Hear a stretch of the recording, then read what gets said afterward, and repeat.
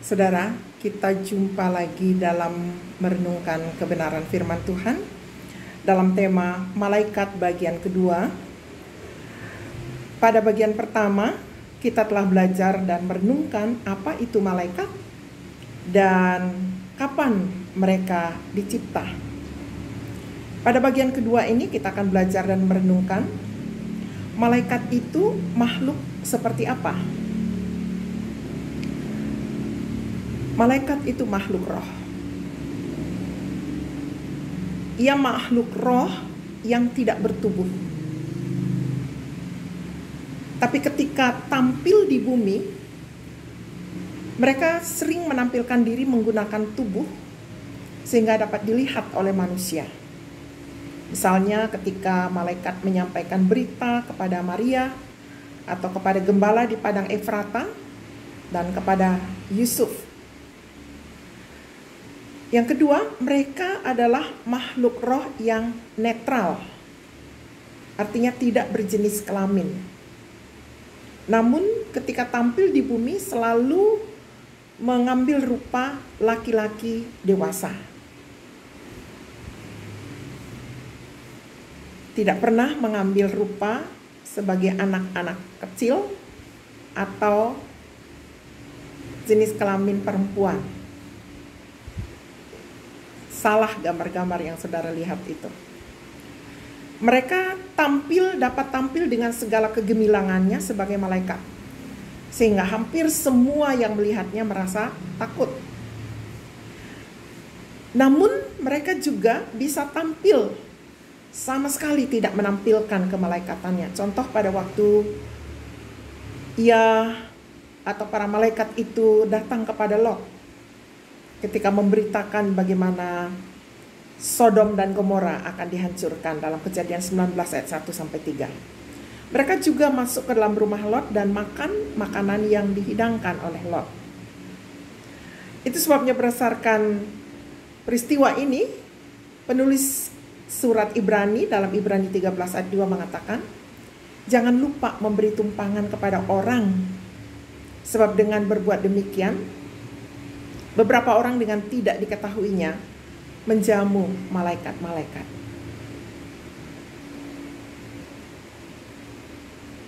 Hal yang berikut kita belajar, malaikat itu makhluk roh yang melayani Allah di sorga. Ia juga makhluk roh yang melayani manusia di bumi. Mereka adalah makhluk roh yang melayani Allah di sorga. Ada 3 pimpinan malaikat di sorga, yaitu Lucifer sebagai pimpinan penyembahan. Kemudian Mikael itu penjaga tahta, pemimpin perang. Itu terbukti ia malaikat perang. Pemimpin perang adalah ketika ia muncul untuk membantu malaikat yang lain yang sedang membawa jawaban doa untuk Daniel. Namun malaikat ini terhadang oleh penguasa kerajaan Persia selama 21 hari tidak mampu tembus. Maka Mikael, malaikat pemimpin perang ini turun menolongnya. Sehingga malaikat pembawa jawaban doa ini bisa turun ke bumi untuk menemui Daniel. Dan meninggalkan Mikael bergulat dengan penguasa Persia, yaitu Lucifer dan anak buahnya. Dalam Daniel 10 ayat 11-21. Saya perlu beri catatan di sini apa yang dimaksud dengan penguasa Persia. Daniel tinggal di kerajaan Persia. Jadi saudara, di setiap wilayah atau di setiap daerah Lucifer menempatkan roh-roh jahatnya di situ untuk menjadi penguasa setempat. Jadi tiap-tiap tempat itu ada penguasa roh-roh jahat. Tugas mereka adalah menghalang-halangi jawaban doa, menghalang-halangi pemberitaan Injil, menghalangi penyebaran kabar baik itu. Sebaliknya, ia melakukan keonaran, menimbulkan kejahatan dan bencana. Itu sebabnya peran anak Tuhan yang berdoa dan taat pada Tuhan akan menghambat pekerjaan-pekerjaan roh jahat itu di wilayah atau daerah yang kita doakan. Nah, pemimpin yang ketiga adalah Gabriel. Ini adalah pemimpin yang membawa berita ke bumi. Gabriel sekali lagi adalah malaikat pemimpin yang membawa berita ke bumi. Tentu di bawah pimpinannya pasti ada sejumlah malaikat yang menjadi anak buahnya. Berapa jumlah malaikat? Tidak disebutkan secara jelas, hanya disebutkan mereka berlaksa-laksa. Satu laksa itu 10.000. Jadi beribu-ribu mereka di sana. Nah, ketika Lucifer tidak taat, hanya 1/3 malaikat yang mengikut dia. 2/3 malaikat yang lain masih setia kepada Allah. Kalau demikian, apa saja tugas mereka di sorga untuk para malaikat yang masih setia ini? Tugas pertama dan utama mereka adalah memuji dan menyembah Allah. Penyembahan di sorga tidak pernah berhenti. Pujian dan penyembahan di kerajaan sorgawi itu terbukti ketika Yesaya diberi penglihatan oleh Tuhan dalam Yesaya pasal 6, di mana Tuhan duduk di atas tahta yang menjulang dan ujung-ujung jubahnya memenuhi bait suci.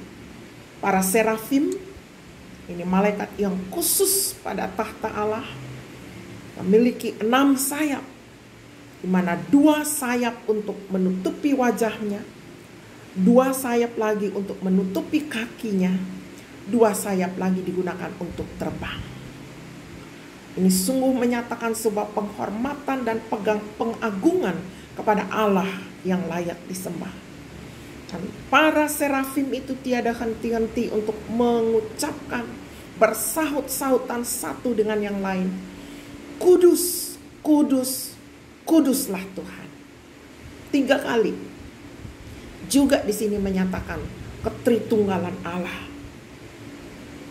Kudus, kudus, kuduslah Tuhan semesta alam. Seluruh bumi penuh kemuliaannya. Mazmur 29 ayat 1 dan 2 berkata, kepada Tuhan, hai penghuni sorga, kepada Tuhan sajalah kemuliaan dan kekuatan. Berilah kepada Tuhan kemuliaan namanya. Sujudlah kepada Tuhan dengan berhiaskan kekudusan. Yang kedua, apa tugas malaikat yang ada di sorga? Tugas mereka mengobservasi dan menyelidiki kehidupan anak-anak manusia yang telah ditebus oleh Tuhan. 1 Petrus 1 ayat 12 berkata, kepada mereka atau kepada para nabi yang terdahulu telah dinyatakan bahwa mereka, para nabi itu bukan hanya melayani diri mereka sendiri, tapi melayani kamu dengan segala sesuatu yang telah diberitakan sekarang kepada kamu dengan perantaraan mereka yang oleh Roh Kudus yang diutus dari sorga menyampaikan berita Injil kepada kamu, yaitu hal-hal yang ingin diketahui oleh malaikat-malaikat. Para malaikat tiada henti ingin belajar, ingin mengetahui betapa kasih Allah kepada manusia yang sudah jatuh ke dalam dosa ini, sehingga bisa dipulihkan kembali. Mereka mengobservasi itu tiada henti, saudara. Kagum akan karya Allah yang luar biasa. Yang berikut, apa saja tugas mereka di sorga? Malaikat memperhatikan tindakan manusia yang telah ditebus oleh Tuhan. Jika manusia yang sudah berdosa dan ditebus dikasih oleh Tuhan, apa balasan manusia itu kepada Allah? Mereka observasi, saudara. Dalam 1 Timotius 5:21 dikatakan, di hadapan Allah dan Kristus Yesus dan malaikat-malaikat pilihannya kupesankan dengan sungguh-sungguh kepadamu, camkanlah petunjuk ini tanpa prasangka dan bertindaklah dalam segala sesuatu tanpa memihak. Rasul Paulus memperingatkan kita, hidup kita, sikap kita yang sudah ditebus oleh Tuhan, yang sudah dikasihi oleh Tuhan sedemikian rupa, ditonton oleh para malaikat.